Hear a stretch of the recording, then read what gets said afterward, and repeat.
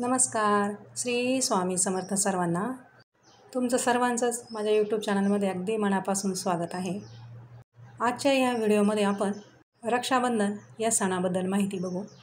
आपण आपल्या लाडक्या भावाला राखी बांधतो त्यावेळी योग्य औक्षण कसं करावं, कोणत्या वेळी हे औक्षण करावं, कोणत्या वेळी करू नये, आणि आपण ओवाळण्यासाठी जे ताट तयार करतो त्या ताटामध्ये कोणकोणत्या वस्तू असाव्यात, रक्षाबंधनाचा शुभ मुहूर्त कोणता, राहू काळ आणि भद्रकाळ कधी आहे, ही सगळीच माहिती मी या आजच्या व्हिडिओमध्ये सांगणार आहे. त्यामुळे व्हिडिओ शेवटपर्यंत नक्की बघा, म्हणजे सगळीच माहिती तुमच्या लक्षात येईल. चला तर मग व्हिडिओला सुरुवात करूया. यावर्षी बघा रक्षाबंधन 2 दिवस सांगितलेलं आहे, 8 ऑगस्ट आणि 9 ऑगस्ट. पौर्णिमा 2 दिवस आहे. त्यामुळं आता पौर्णिमा प्रारंभ कधी होतो ते आता आपण सर्वात पहिलं बघू. 8 ऑगस्ट वार शुक्रवार 2025 रोजी दुपारी 2:12 पौर्णिमा प्रारंभ होत आहे आणि समाप्ती शनिवारी 9 तारखेला म्हणजे 9 ऑगस्ट दुपारी 1:24 ही पौर्णिमा संपणार आहे. दरवर्षी श्रावण महिन्यात शुक्ल पक्षात येणाऱ्या पौर्णिमेला आपण सर्वच भावा बहिणींच्या अतूट नात्याची वीण असलेला रक्षाबंधन हा सण उत्साहामध्ये तितक्याच आनंदाने आपण साजरा करत असतो. आता या रक्षाबंधनाची सुरुवात कधी झाली, म्हणजे राखी बांधण्याची सुरुवात कधी झाली ते आता आपण बघू. तर एकदा भगवान श्रीकृष्णांच्या हाताला इजा झाली त्यावेळी द्रौपदीने आपल्या भरजरी साडीचा जो पदर असतो तो पदर फाडून भगवान श्रीकृष्णांच्या हातावर पट्टी बांधली. त्यावेळी भगवान श्रीकृष्णाने द्रौपदीला आयुष्यभर रक्षण करण्याचं वचन दिलं आणि तिथूनच या पवित्र रक्षाबंधनाची सुरुवात झाली असं म्हणतात. आता या रक्षाबंधनाच्या दिवशी आपण आपल्या भावाचं औक्षण करत असतो. तर औक्षण करण्यासाठी ताट कसं तयार करायचं ते आता आपण बघू. आता आपल्याला ओवाळण्यासाठी जे ताट लागणार आहे ते ताट देवाचं, ज्याला आपण ताम्हण म्हणतो, ते घेतलं तरी पण चालेल. आणि असं ताट जर तुमच्याकडं नसेल तर दुसरं कोणतं पण ताट घ्या. तांब्याचं घ्या, पितळेचं घ्या, अगदीच स्टीलचं सुद्धा तुम्ही घेऊ शकता. काही ठिकाणी तर हौसेनं चांदीचं ताट घेतात. बाजारामध्ये आजकाल औक्षणाचं रेडीमेड ताट पण मिळतं, ते पण तुम्ही आणू शकता. त्यामुळं कोणतंही ताट घ्या. रक्षाबंधनाला आपण औक्षण करतो. आता हे औक्षण म्हटलं की लगेचच औक्षणाचं ताट, निरांजन, राखी हे आपलं सगळं डोळ्यासमोर येतो. आता हे औक्षणाचं ताट तयार करत असताना आपल्याला जेवढी गरज आहे तेवढीच माहिती आपण बघू. जास्त खोलात जायची काही गरज नाही. या औक्षणाच्या ताटामध्ये कोणकोणत्या महत्त्वाच्या गोष्टी असाव्यात, कोणती वस्तू कुठे ठेवायची, इतकी जरी माहिती आपल्याला असली तरी ती पुरेशी आहे. कारण कसं असतं ना, जास्त जरी नाही पण थोडीफार माहिती तरी आपल्याला असायला हवी किंवा ती असावी. तसं तर आजकाल हौशेनं यात बऱ्याच गोष्टी केल्या जातात. आता आपलं औक्षणाचं ताट झालं, त्याच्यामध्ये कोणकोणतं साहित्य ठेवायचं ते आता आपण बघू. सर्वात पहिलं कुंकू. हे कुंकुमार्चनाचं जर कुंकू असेल तर ते कुंकू घ्या. कारण बघा आपल्याकडे कुंकुमार्चन केलेलं हे कुंकू असतंच. त्याचबरोबर मध्यभागी अक्षदा, त्याचबरोबर आपल्या उजव्या हाताला एक नाणं, सुपारी आणि अंगठी, त्याचबरोबर मध्यभागी अक्षदा शेजारी निरांजन ठेवायचे असते. त्या भावाचं तोंड गोड करण्यासाठी मिठाई. आता रक्षाबंधन शनिवारी आहे, त्याच्यामुळं बऱ्याच जणांना श्रावणी शनिवारचा उपवास असतो. त्यामुळं तुम्ही उपवासाची मिठाई पण ठेवू शकता किंवा थोडेसे असे ड्रायफ्रूट पण घेऊ शकता. आणि ह्या औक्षणाच्या ताटामध्ये सर्वात महत्त्वाची वस्तू म्हणजे राखी. अशा प्रकारे आपलं हे औक्षणाचं ताट आता तयार झालेलं आहे. आता ह्या औक्षणाच्या ताटामध्ये या सर्व ज्या वस्तू या वस्तूमागचं काय काय महत्त्व आहे ते आता आपण बघू. आता या औक्षणाच्या ताटामध्ये दिवा किंवा निरांजन घेतात. हा दिवा का घेतात? कारण दिव्याने ओवाळल्यामुळे आपण ज्यांना ओवाळतो त्यांच्या आयुष्यातील अंधार निघून जावा, त्यांचं आयुष्य समृद्ध होऊन उजळून निघावं, या दिव्याच्या तेजाप्रमाणे उजळून निघावं असा याचा मागचा अर्थ असतो. आता या निरांजनीमध्ये फुलवात वापरायची नाही. देवाला आपण ओवाळतो त्यावेळी फुलवात आणि तूप वापरतात. इथं आता आपल्याला तेल आणि तेलवात अशी वापरायची आहे. वाती घेताना 2 वाती एकत्र करून घ्यायच्या, 1 वात वापरायची नाही. पंचारती पण आपण लावू शकता, म्हणजे 5 वाती पण लावू शकता. ही झाली दिव्याची माहिती. आता सुपारी, नाणं आणि अंगठी याची माहिती आपण बघू. आपण आपल्या भावाच्या डोक्याला सुपारी लावून त्या सुपारीने ओवाळतो, कारण आपल्या भावाला सुपारीसारखं टणक आणि कणखर आयुष्य, अविनाशी आयुष्य मिळावं म्हणून.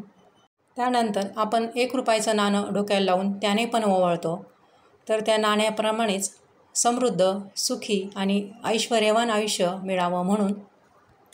आता आपण सोन्याने म्हणजे अंगठीने ओवाळतो, कारण आपण सोनंच का घेतो, चांदी का घेत नाही?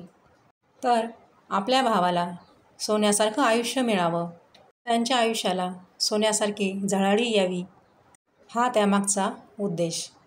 आता अक्षदा या अखंडच असतात, त्यामुळे आपल्या भावाचं आयुष्य या अक्षदाप्रमाणे अखंड, सुखी, संपन्न आणि दीर्घायुषी व्हावं, असा आशीर्वाद या अक्षदा स्वरूपी त्यांना मिळत असतो. म्हणून त्या अक्षदा आपण कपाळी थोड्या लावून बाकीच्या डोक्यावर टाकत असतो, आशीर्वाद स्वरूप. हा अखंड आशीर्वाद असतो. आता हा रक्षाबंधनाचा सण श्रावणी शनिवारी आलेला आहे, म्हणजे शनिवारी आपल्या लाडक्या भावाला उपवासच असतो.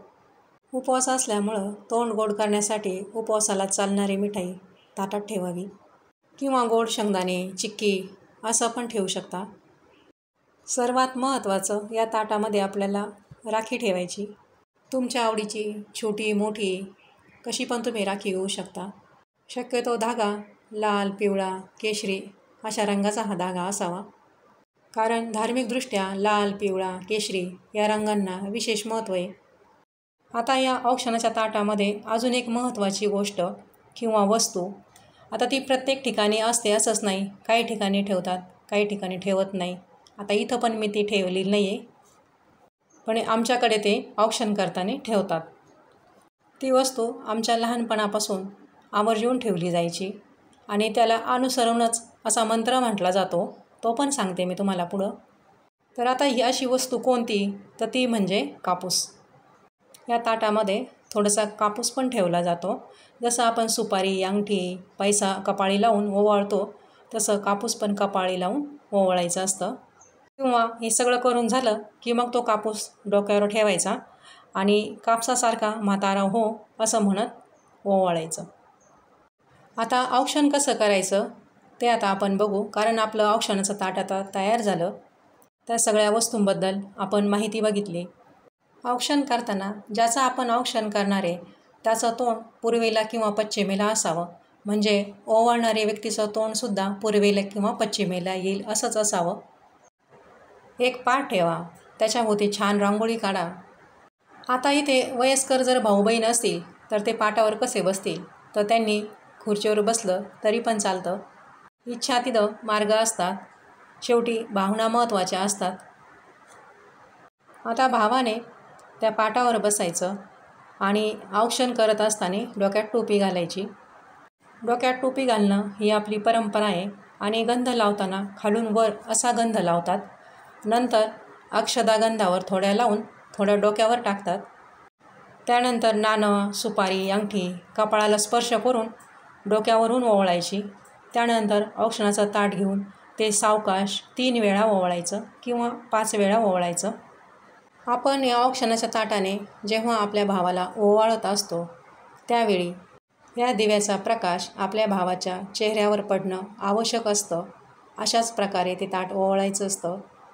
आता औक्षण करताना आमच्याकडं काय म्हणतात किंवा मी काय म्हणते ते मी तुम्हाला सांगते. आता हे मी माझ्या माहेरी आणि सासरी, म्हणजे आईकडून आणि सासूबाईंकडून दोघींकडूनही शिकलेली आहे.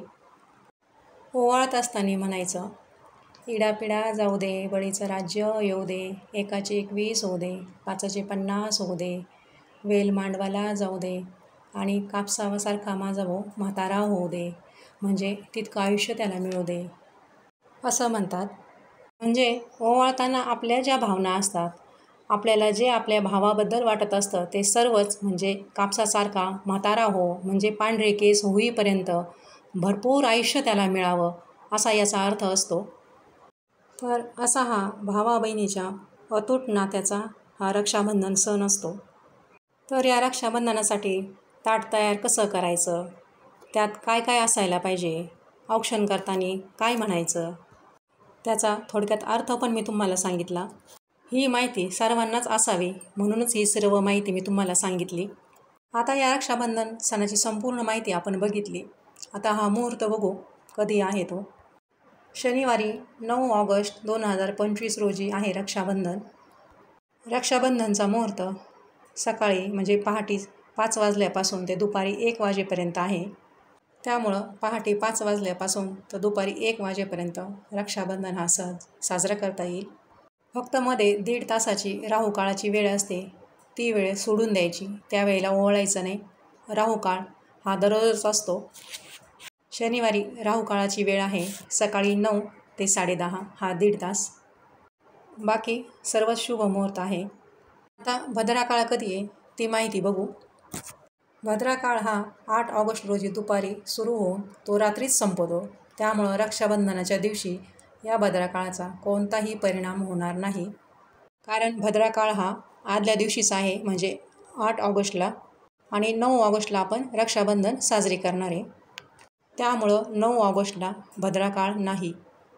बघा पूर्वीच्या काळी त्या गावचे ब्राह्मण देवांना राख्या घेऊन घरी यायचे. आमच्याकडं पण अजूनही ब्राह्मण राख्या घेऊन घरी येतात आणि मग घरातील पुरुष मंडळींना, मुलांना ते स्वतः राख्या बांधून देवासाठी राख्या पण देतात.